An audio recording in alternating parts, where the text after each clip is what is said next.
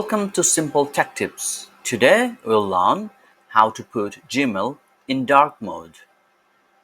By default, it uses this white background, but you may want to make it dark to use the dark theme. So it is more eye-soothing. It is fairly easy to do that.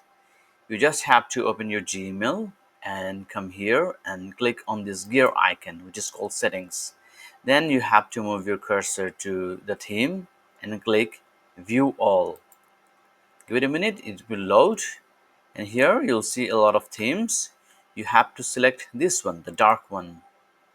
Once you select it, it will turn on the dark theme for your Gmail. You can always go back if you don't like it. You just have to click on the theme and view all, and then come here and select this one, the default one. But I'm guessing you like the black one, the dark one. That's why you're here. So if you like this video, please thumbs up and subscribe. Thanks a lot.